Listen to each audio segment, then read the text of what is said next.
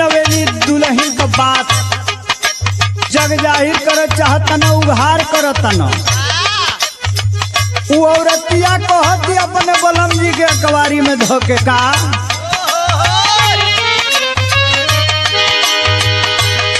आज हो पहिला मिलनवा मिलली सदमी के सजनवा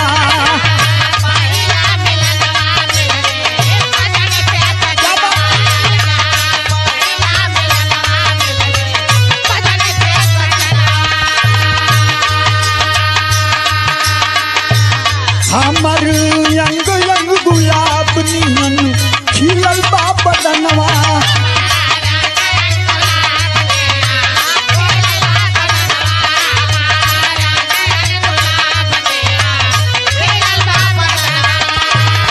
उन्नौ की दुल्हनिया पहली रात का राजा जी के कचकचा के भर अकबारी पकड़ लेबे कहतिया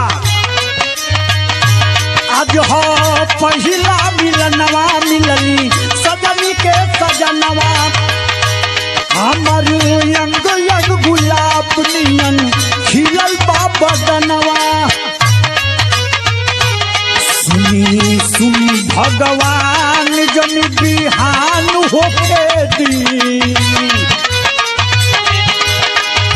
सुनी सुनी भगवान जन बिहान होके दी आज राजा जी के कोरवे में जवान होके दी आज राजा जी के कोरवे में ये क्या बात है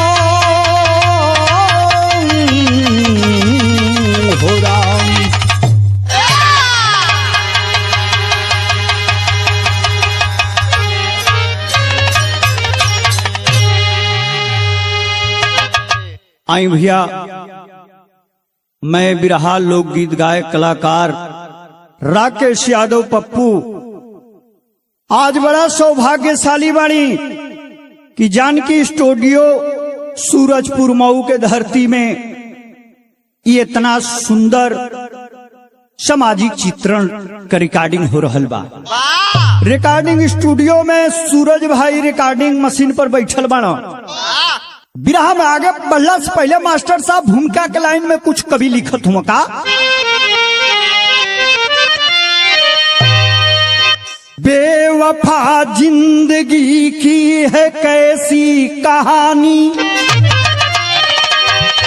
जान पाया नहीं कोई इंसान यारो कहीं पर हस्ती कहीं पर तरसती देती नहीं अपनी पहचान यारो लालच में फंस के जलालत में धस के आदमी बन रहा आज हैवान यारो चलता सदा सत्य पर सोच के वरना खो जाओगे जग में सम्मान यारों।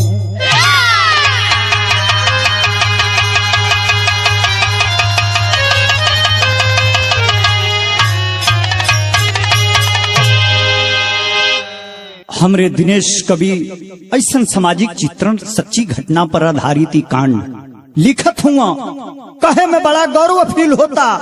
अरे लालच में फंस के जलालत में धस के आदमी बन रहा आज हैवान यारो सीने से चलना सदा सत्य पर सोच के वरना खो जाओगे जग में सम्मान यारों। हमारे बिरहा में आगे बढ़ला से पहले एक लाइन गजल लगल मास्टर साहब कैसे बा।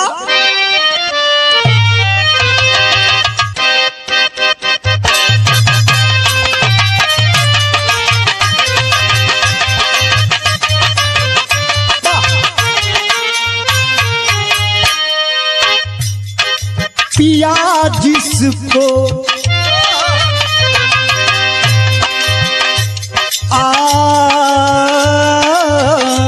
हो पिया जिसको चाहे सुहागन वही पिया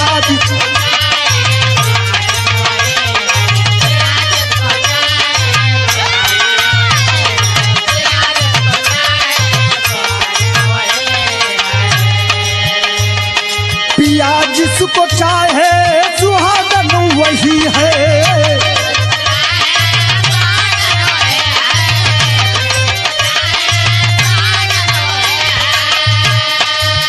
और पिया जिसको चाहे सुहागन वही है,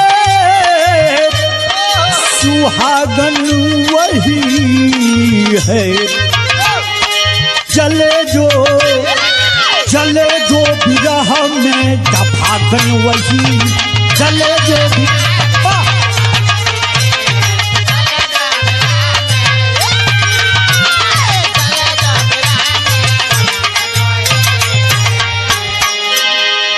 लेकिन ये तो गजल का भाव रहा है, लेकिन भाव विरहा में कितना सुंदर कवि अपने कलम से पिरोत हुआ कागज के पन्ना पर का ए जालिम जमाना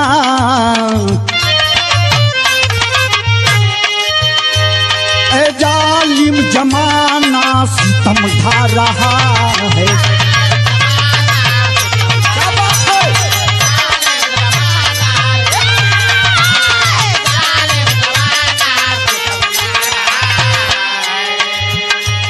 ये जालिम जमाना सितम ढा रहा है।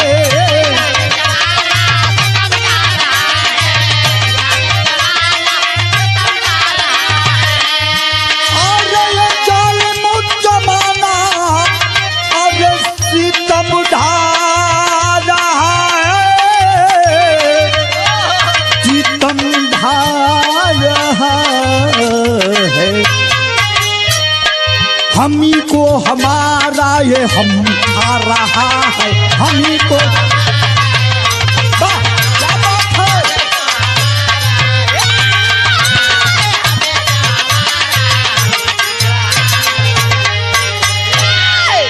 कितना बड़ाई करूं कवि जी। ए जालिम जमाना सितम ढा रहा है, हमी को हमारा ये हम खा रहा है। हम मतलब गौरव घमंड अहंकार। ये भैया हमारे बिरहा में आगे बढ़ने से पहले शेर के माध्यम से कभी बताओ तुम घटना कब कहा और कहां घटल है कैसे।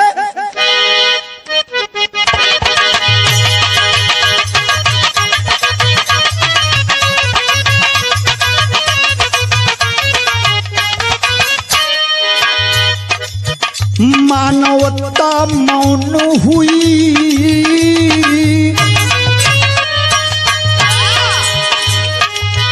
मानवता मौन हुई, दानवता राजा हुआ। मानवता मौन हुई, दानवता ये राजा हुआ। बाहर मालिक आज कैसा ये समाज हुआ।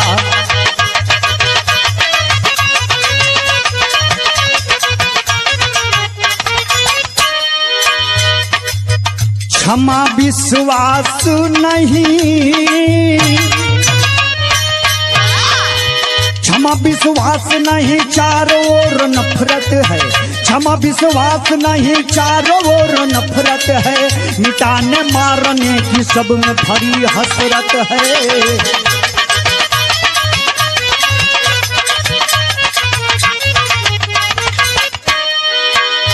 MP प्रीतमपुर की,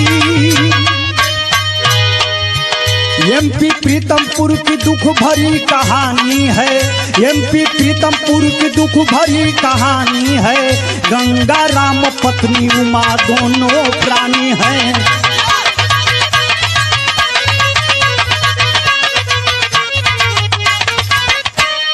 बिरहा में आगे बढ़ने से पहले बात के समझ ले लिया भैया।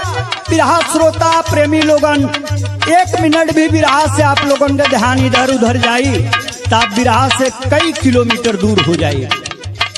पे गौर करेंगे साथियों। क्या है?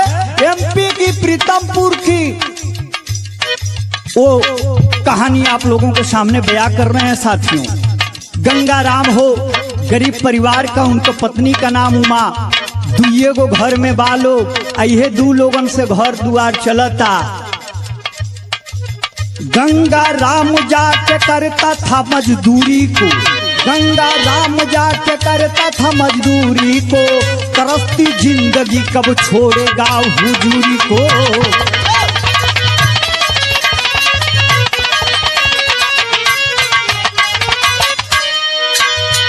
बड़ा बीमार,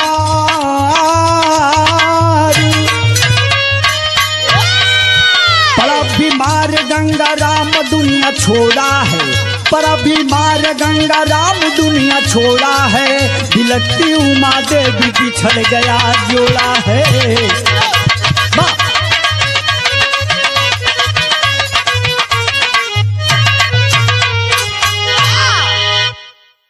ए भैया, मध्य प्रदेश की बात है, प्रीतमपुर का इतनी दर्दनाक भयावह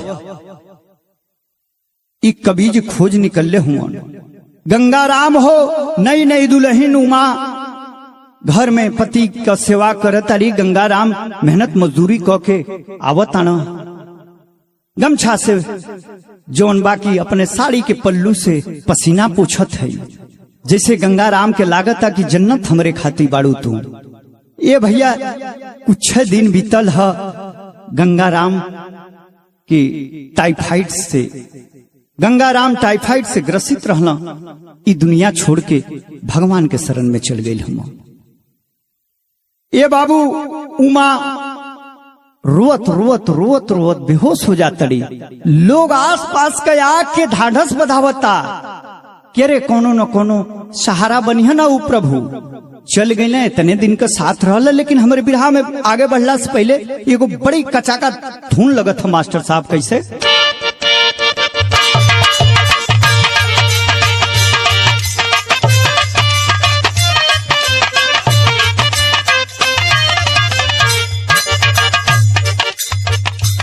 जौहर जिंदगी में भोरबू की,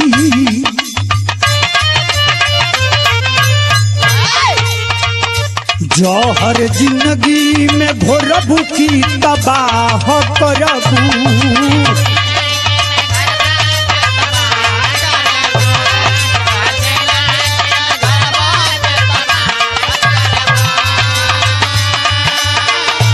जौहर जिंदगी में भोरबू की तबाह करबू, हमारे मरले मुहवा देखबू, जे बियाह करबू, हमारे मरले मुहवा देखबू।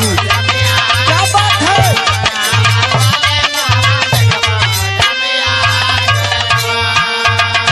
ई तक तर्ज रहा, लेकिन फर्ज कितना सुंदर हमारे बिरहा में कवि जी लिखत हूँ, गौर करेंगे साथियों। क्या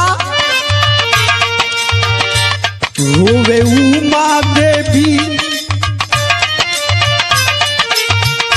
रोवे उमा देवी असुवन के धार बाबूजी।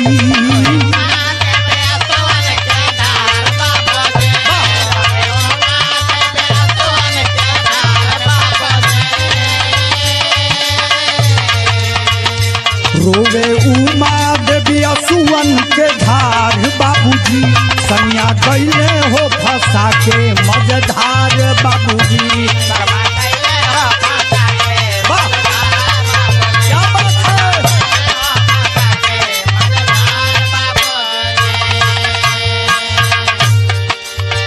जिंदगी का दिन हम कैसे बिताई, के करी दुआरिया पर भिख मांगे जाई।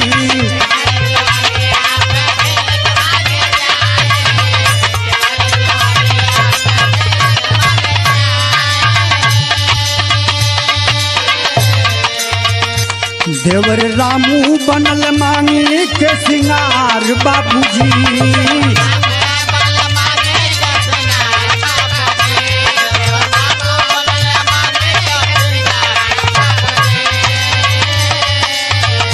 देवर रामू बनल प्यार बाबूजी सैया गईले फंसा के मजेदार बाबूजी।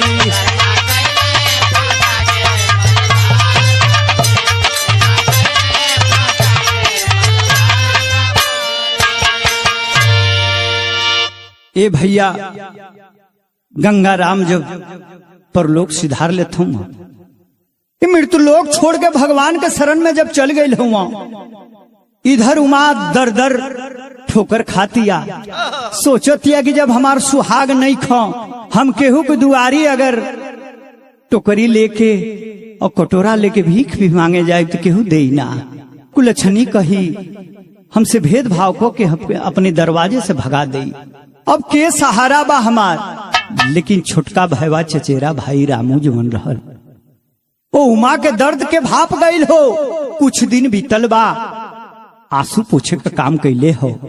कहलस की पंचायत बिटोरत आनी, कहियो न कहियो तो हमार बियाह होइबे करी। ए भाभी अगर तुहार आंसू पूछे में तनी सा भी हम मदद तुहार कर देब ना तो भगवान हमारा ऊपर खुश हो जाई। ए बाबू कुछ दिन समय बीतल है, आ शादी भइला के बाद छोटी सी एक नन्ही सी बिटिया आती है लक्ष्मी के रूप में। हमरे बिरहा में आगे बढ़ला से पहले फिर तर्ज बदल था। कैसे मास्टर?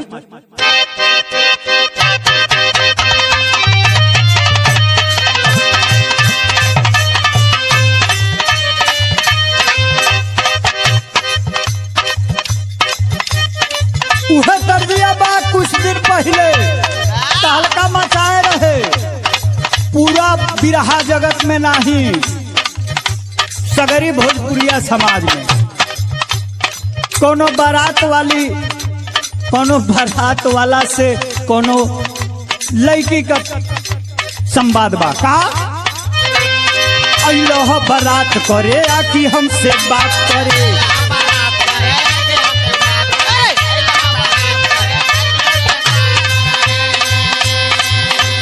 मांगे में मोबाइल नंबर लगातार हाथ धरे।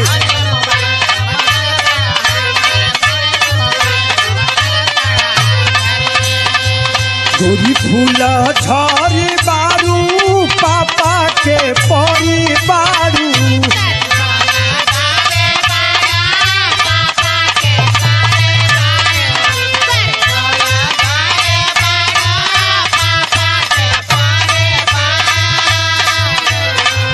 गोरी फूल झरी बारू पापा के परी बारू।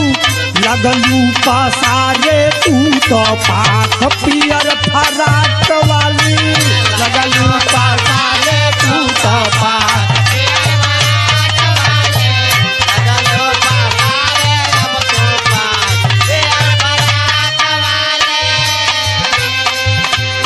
लेकिन भाव लिखत हुआ कबीर जी मौके बर्दाश्त को पन्ने पर उड़ेल दिया है सुंदर पक्षियों के रूप में। क्या उमा से राम कहले बहरा चले के फनले।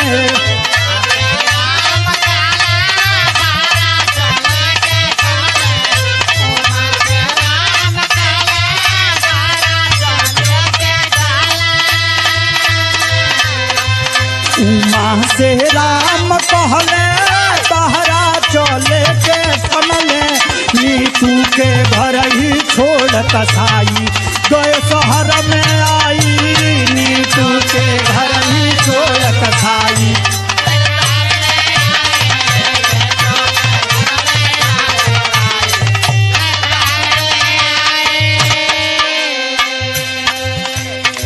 लगल फरीदाबाद करे उ नौकरिया।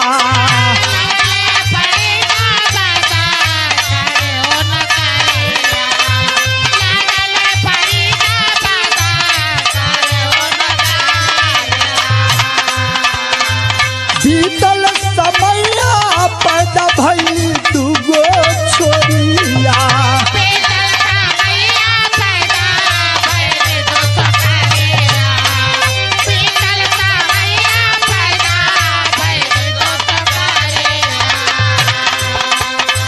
जिंदगी झंझट में अझुराई। जिंदगी झंझट में अझुराई कोई शहर में आई, जिंदगी झंझट में अझुराई।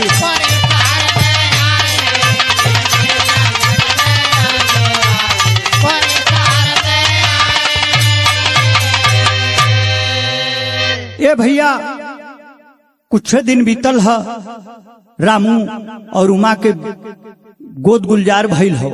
नीतू सुंदर सा लक्ष्मी के रूप में घर में किलकारी गुजत या। ये भैया आ जब किलकारी गुजल है, कुछ दिन बीतला के बाद उमा कह तारी की सुनी जी इतना पैसा से घर दुआर ना चल पाई, चली जा दोनों जानी प्रदेश में चल के कोनो कंपनी में काम कल जाये तो ढेर का पैसा हो जाये, तो आके है घर दुआर बन जाये ढंग का। हाई मड़ई में हमनी का खटिया टारत टारत भगवान के आंसू बहौला से जितना तंग बाड़ी जा, ई कहिया ले चली मुसीबत। दोनों जानी प्लानिंग कैले हलो आ नीतू के जवन हकी पड़ोस में दे के लड़किया के बचिया का तनी लालन पालन करी जा, हमन 2-4-6 महीना में कमा के आ जाए एगो लिंटर एगो कोठरी बनवावे भर के घर। विदेशिया में कभी लिखत हम का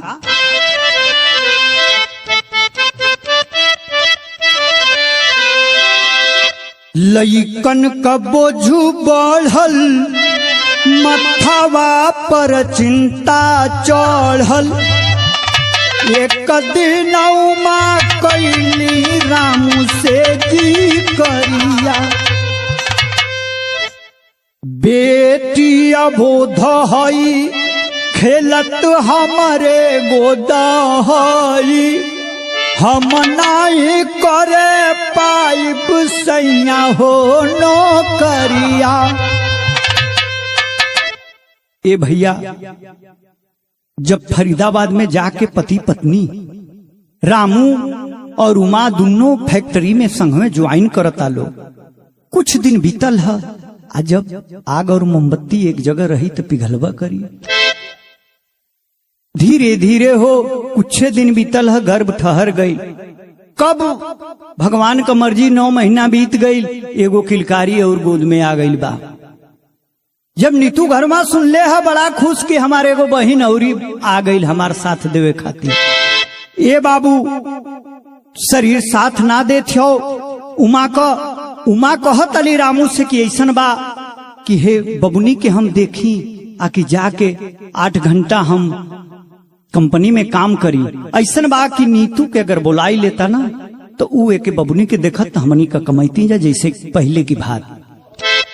नीतू के बोलाया करी है ये कही उपाय बाटे, कहत समझाय बाटे, नीतू के बोलाला करी है घर कर खबरिया।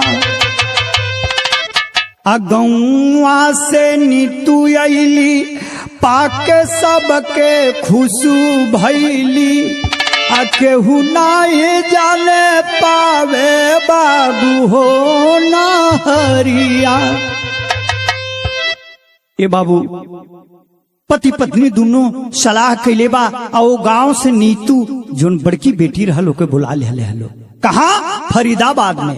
ए भैया फरीदाबाद में आके नीतू खाना बनावे लगल है, दोनों टाइम खियावे लगल है। माई बाबू जाके फैक्ट्री में अच्छा धन कमा के आवत हम, लेकिन समय केहू का ना है आ समय बदलल है, लिए कभी के रोवत रोवत टेरी के भाव में लिखे के पड़ल। का पियासा पंछी मन का रह गया, और पियासा पंछी मन का हो, पियासा पंछी मन का रह गया, आस सब नाश भइल जीवन में गिरी निराशा। अरे निराशा बा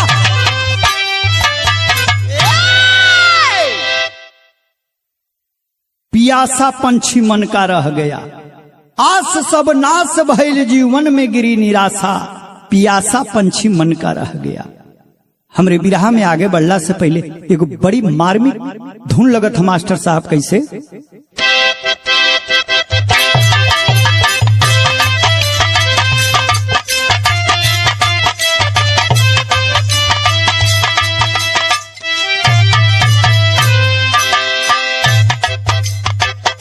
ये बीरा काशी बता दो कितना दूर पैरन में छाला पड़ रे गयो रे बीरा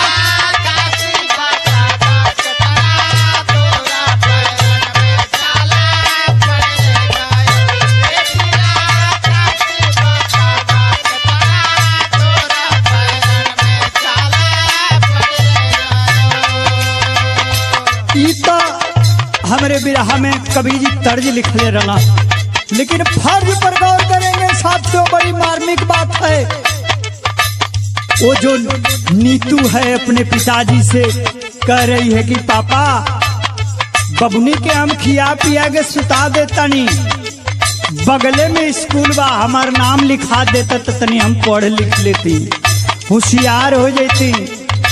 ये बाबू रामू बिना बात किए 2-3 थप्पड़ मार देता है उस लड़की को। किशोरावस्था में पांव रख रही नीतू घबरा जाती है कि धन्य है विधाता, पढ़ाई के नाम पर मुझे थप्पड़ मिला है, क्या यही मेरी किस्मत में लिखे हो। ये बाबू रोती बाकी असमुन का धार सैलाब के रूप में बहता। कहना बाबा पापा हमरो तू नऊ आली खाद पढ़े हम स्कूल जाई, पापा हमरो तू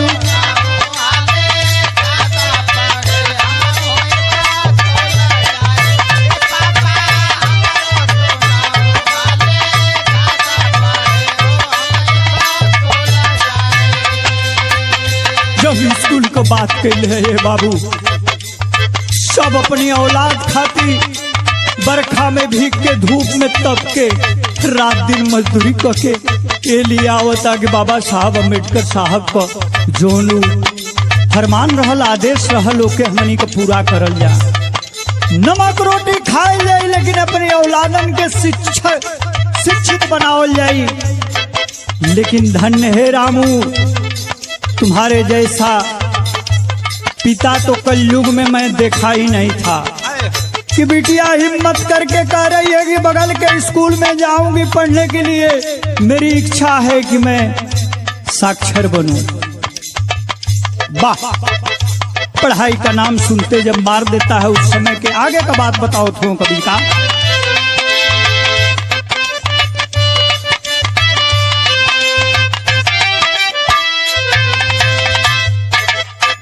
रामू भगाई दिया ओके फटकारी,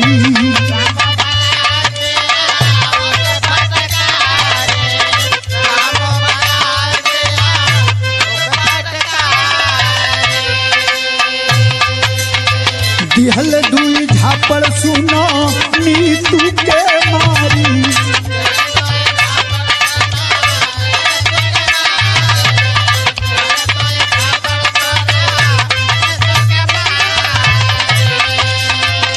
लेकी छोड़ली नानी तू स्कूल पढ़े हम स्कूल जाई, लेकिन छोड़ली ना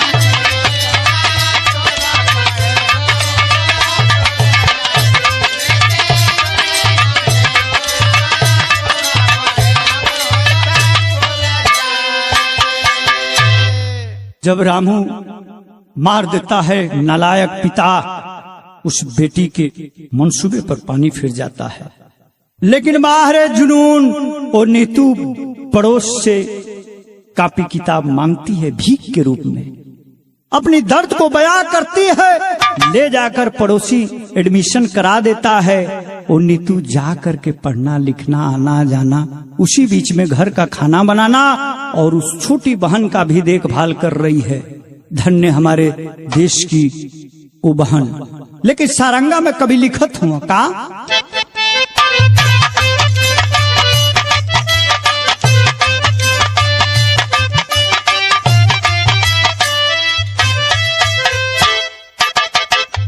ई बतिया ओकर पढ़ैया रामू और उमा के दिलवा में खटका बन गई बा।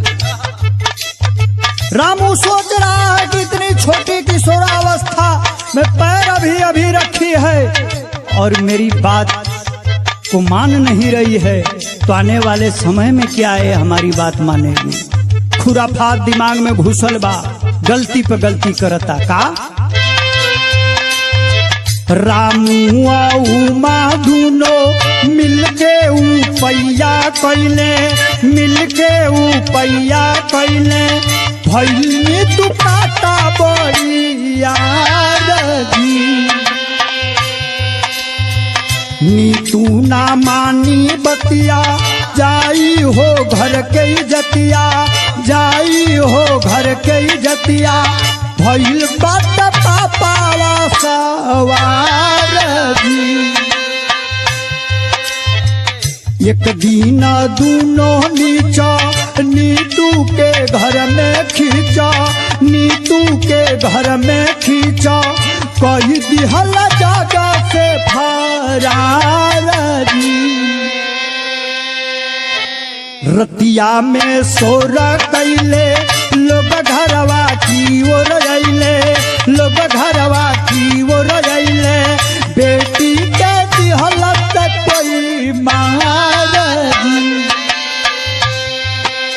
ए भैया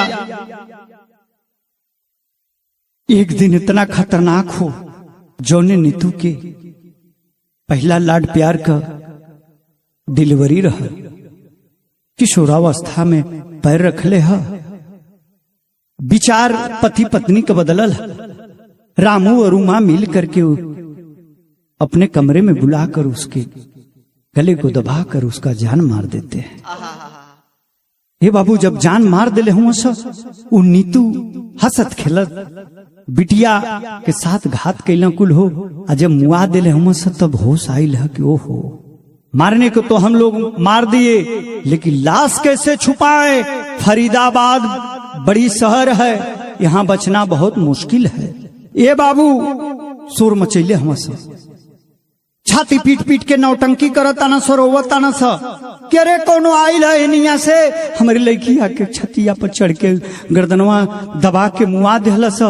और जब हमन को जगली यहाँ जा हे सही भागल है, हे रास्ता धैले। ये बाबू शोर मचौले हम सा, और शोर मचौले के बाद पास पड़ोस के लोग आइल है। उस समय कवि के लिखे के पड़ा था पहपट में का,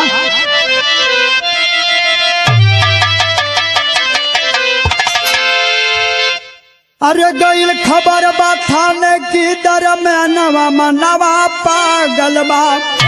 अरे गईल खबर बा थाने की दर में नवा मनवा पागल बा। टूटल बाटे मौके पर शासन मनवा पागल बा।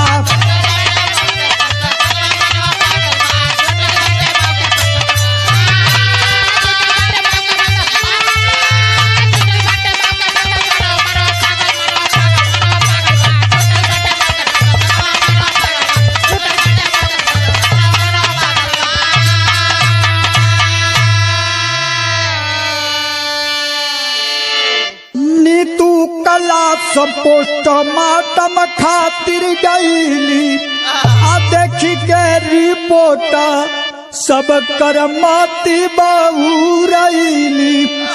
अरे रामू माँ के मारे पुलिस जमनवा मनवा पागल बा, करे दूनो भेट के बयानवा मनवा पागल बा।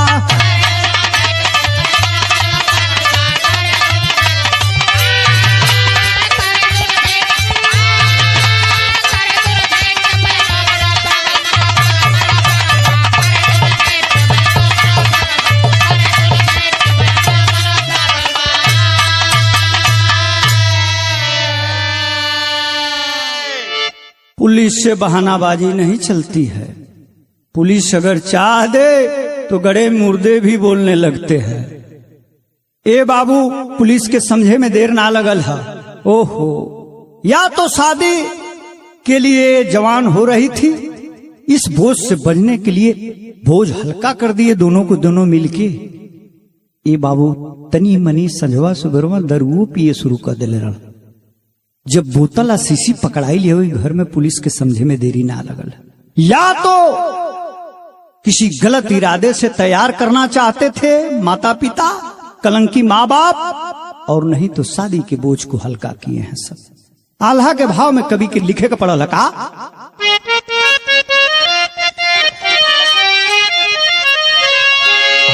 अरे शासन पर शासन जही, शासन पर शासन जही दिन अपनी पयावे भैया,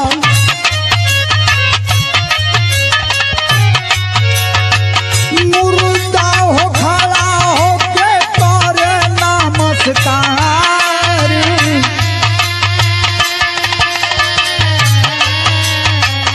चेतनो हो पापी अपन पापवा छिपावल चाहिए,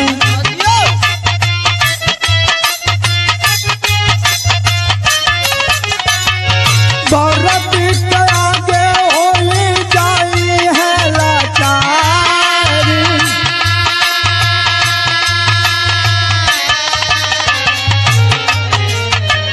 पल जब मार रामू उमा सब बतवले भैया,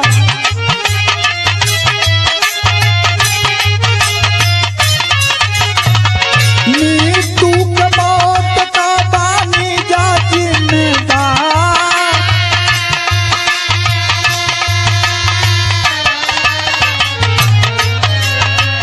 पढ़े खातिर रोज रोज करे झगड़वा साहब,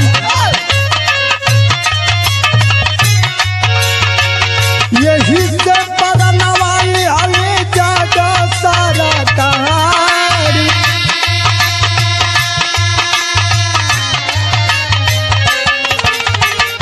सुनू के दरोगा जी हाथे लागल छतिया भैया,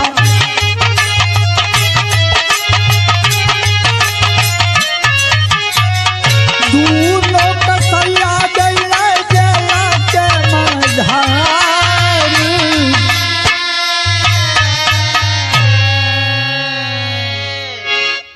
ए बाबू दोनों दाम्पत्य को जब पुलिस थाने में लेके गई है, उल्टा लटका के पीटना शुरू की है। कारण बताओ, ये बाबू दरोगा साहब के जब बतौले हो सके बहुत कोनो बड़ियार कारण नहीं खे, नीतू ये कहत रही है कि हमारा एडमिशन करा द जा, हम पढ़ल चाहता नहीं। ये बाबू पूरा सन्नाटा पसर गया, कैसे तुम बेवकूफ नालायक पिता हो, दुराचारी पिता हो, कितना खुशनसीब हो कि तुम्हारी बेटी सामने से चल के आके कह रही है कि पापा हमारा एडमिशन करा दो। कितने बच्चे लाड प्यार में बिगड़ जाते हैं, माँ बाप परेशान हैं, डॉक्टर के पास जाते हैं कि मेरा बेटा पढ़ना नहीं चाहता है, पढ़ाई में मन नहीं लगता है, कोई दवा दे दीजिए, भले 25-50 हजार लाखों की हो, कोई बात नहीं। अरे नालायक, मारा तना जुतवा से खींच के कि पगला के गाड़ी की तरह बाएं बाएं ढकरता, चिल्लाता। हमार कवि के रोह ना गई हो, लिखत हो खड़ी के भाव में का,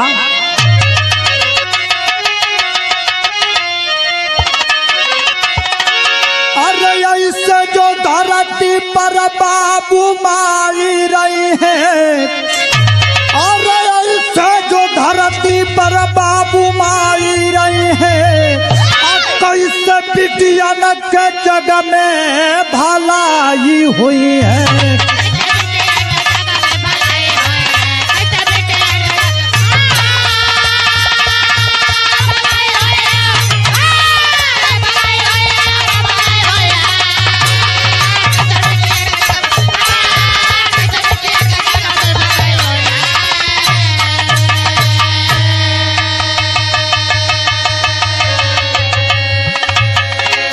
बेटी बचाओ पढ़ाओ वाला नारा, ऐसन कसाई डूबा में बीच धारा, अरे ना जगबत ऐसे ही बुराई रही है, अरे ना जगबत ऐसे ही बुराई रही है, कैसे बिटियन के जग में भलाई हुई है।